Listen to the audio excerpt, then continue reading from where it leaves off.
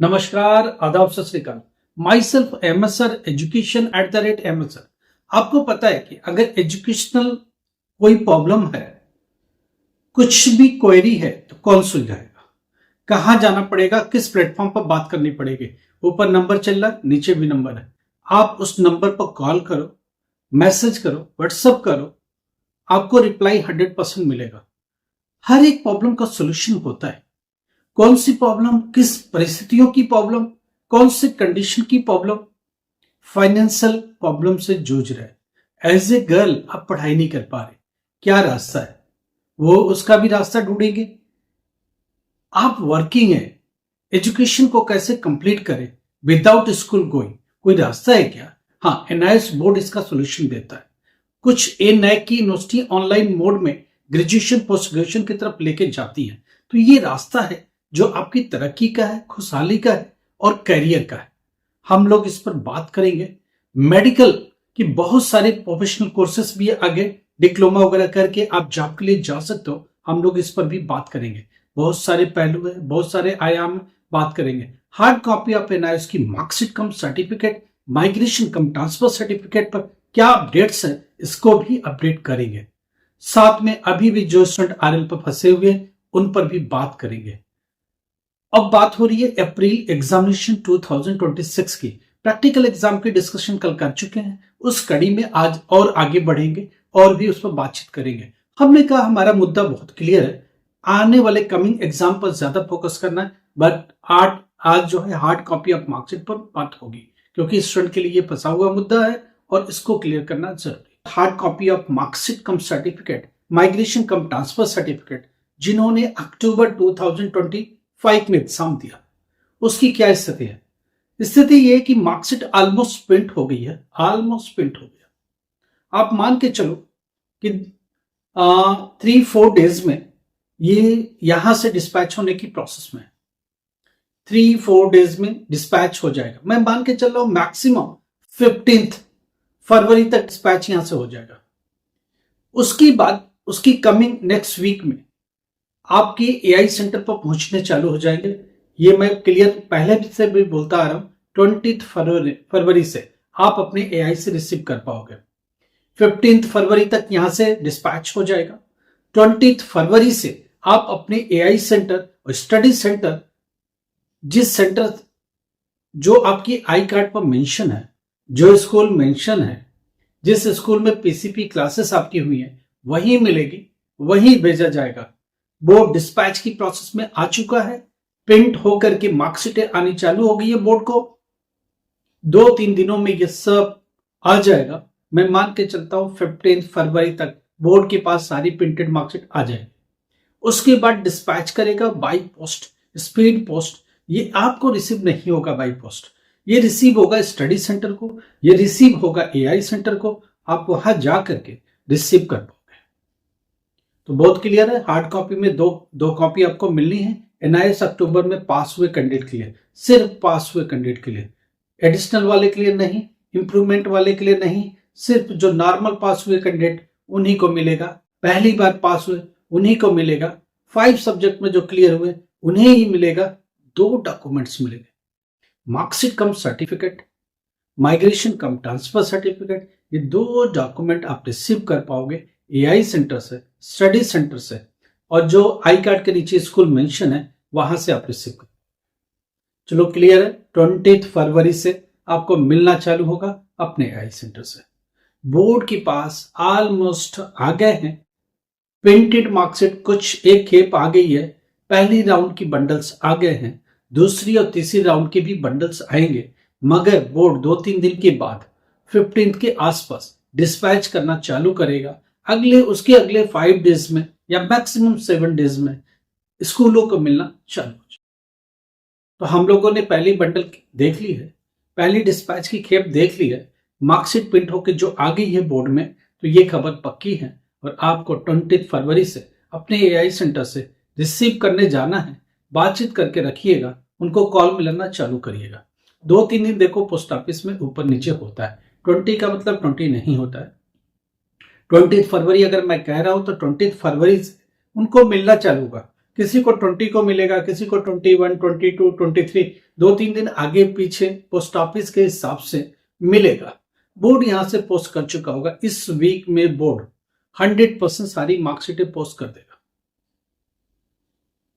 कुछ चीजें लेट हैं, जैसे जिनका रिजल्ट लेट आया है उनको टाइम लगेगा, उनकी मार्कशीट इसमें नहीं है। ये वो मार्कशीट है जो 8th 9th जनवरी को रिजल्ट आ चुका था, वही मार्कशीट है।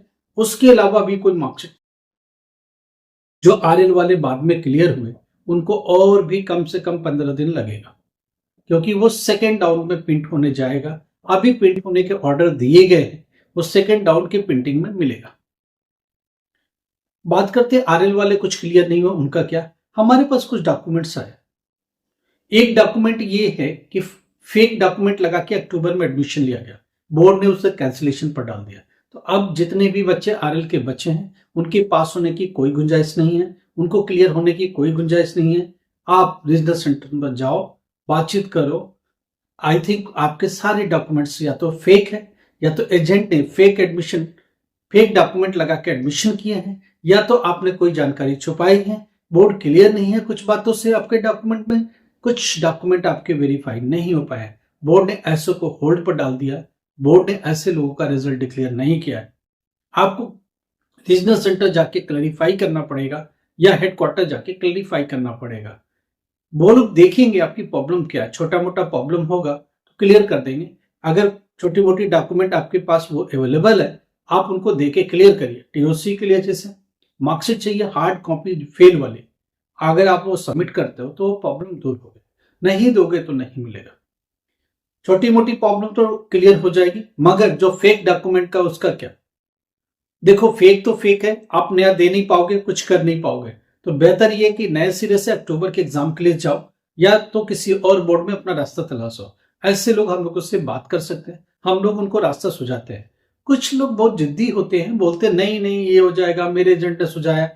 एजेंट के हाथ में कुछ भी नहीं। एजेंट ने फेक डॉक्यूमेंट लगाया, आपके ऊपर अच्छा खासा एलिगेशन लग गया, बोर्ड ने आपके खिलाफ एफआईआर नहीं किया, आप बच गए।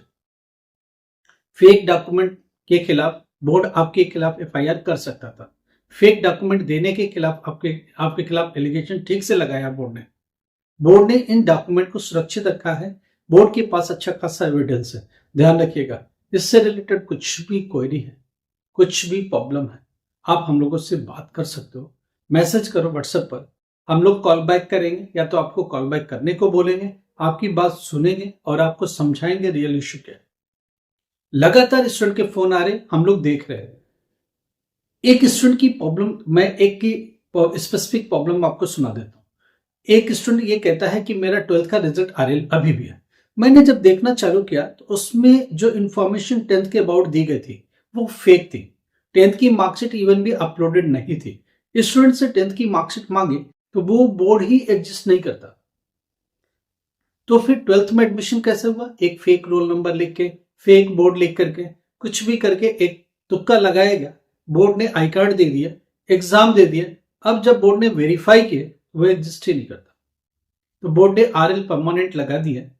आरएल का मतलब आप आओ, अपनी बातें दिखाओ, अपने डॉक्यूमेंट्स हमको दिखाओ, हम सेटिस्फाई होंगे तो आगे रिजल्ट देंगे। बोर्ड सेटिस्फाई हो ही नहीं सकता। 10th का फेक मार्कशीट है, 12th के बारे में फॉल्स इंफॉर्मेशन है, उसकी बिहाफ पर एजेंट ने पैसे लेकर एडमिशन दे दिया। अब वो एजेंट कहीं दिखाई नहीं दे रहा, वो एजेंट सिर्फ बेवकूफ बना रहा है। आप ऐसे लोगों से बच के रहो। इसलिए जरूरी है, 2 रुपया ज्यादा लगे मगर ऑथेंटिक लोग होने चाहिए, सही लोग होने चाहिए, सही आपको सलाह देने वाले होने चाहिए, सही नॉलेजेबल लोग होने चाहिए, ताकि आपकी प्रॉब्लम कम हो सके। चलिए अब बात होगी, ये तो आरएल की भी बात हो गई, हार्ड कॉपी ऑफ मार्कशीट भी हो गई। अब अप्रैल एग्जामिनेशन की बात करते हैं। अप्रैल में आपको पता है कि मार्च में प्रैक्टिकल एग्जाम्स होने हैं। हमने कल बात करी थी फिजिक्स में प्रैक्टिकल, केमिस्ट्री में प्रैक्टिकल, बायोलॉजी में प्रैक्टिकल, एनवायरमेंटल साइंस में प्रैक्टिकल, होम साइंस में, डेटा एंट्री में, मास कम्युनिकेशन में, साइकोलॉजी में, ये सब प्रैक्टिकल सब्जेक्ट्स। वोकेशनल कोर्सेज में पेंटिंग आती है, डेटा एंट्री आती है, सब प्रैक्टिकल सब्जेक्ट्स है। मगर 12th में प्रैक्टिकल में अलग से पास होना होता है, थियरी में अलग से पास होना होता है, दोनों मिला के पास नहीं होता है। स्टूडेंट बोलता है मेरे तो टोटल 33 मैं पास नहीं, उससे कोई लेना देना नहीं है। ट्वेल्थ में थियरी में सेपरेट पास होना चाहिए, प्रैक्टिकल में भी सेपरेट पास।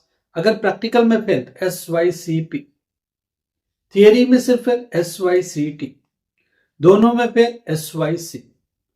तो बोर्ड ट्वेल्थ क्लास को बहुत सीरियसली लेता है। प्रैक्टिकल मिला के पास का कोई प्रावधान नहीं है।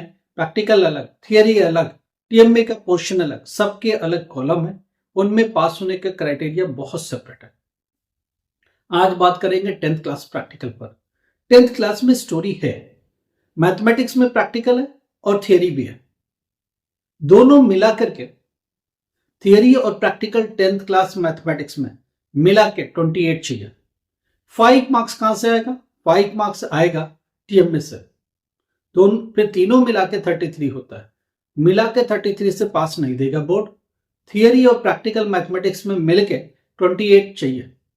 प्रैक्टिकल का मार्क्स है 15, थियरी में अगर 13 लाए और प्रैक्टिकल 15 का 15 रहा, दोनों कंबाइंड होकर 28 मिले।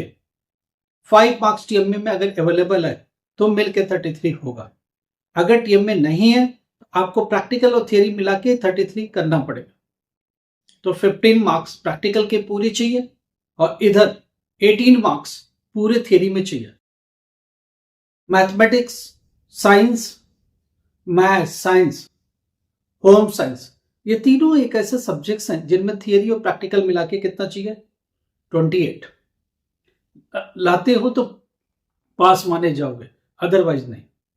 10th क्लास के मैथमेटिक्स में प्रैक्टिकल थियरी 28, साइंस में प्रैक्टिकल और थियरी मिलकर 28, हिंदी में कोई प्रैक्टिकल नहीं, इंग्लिश में कोई प्रैक्टिकल नहीं, सोशल साइंस में कोई प्रैक्टिकल नहीं, होम साइंस में प्रैक्टिकल है, उसमें भी थियरी और प्रैक्टिकल मिला के 28, जिसमें 15 मार्क्स का प्रैक्टिकल है।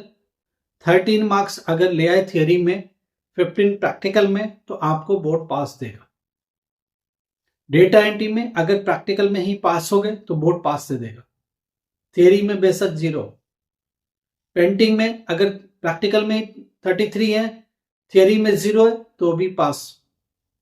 हिंदुस्तानी म्यूजिक, अगर ये वोकेशनल सब्जेक्ट्स हैं, डेटा एंट्री, पेंटिंग, हिंदुस्तानी म्यूजिक, योगा, ये 4 ऐसे सब्जेक्ट्स हैं जिनमें प्रैक्टिकल में अगर पास है 10th क्लास में बच्चा तो आपको पास मिलेगा।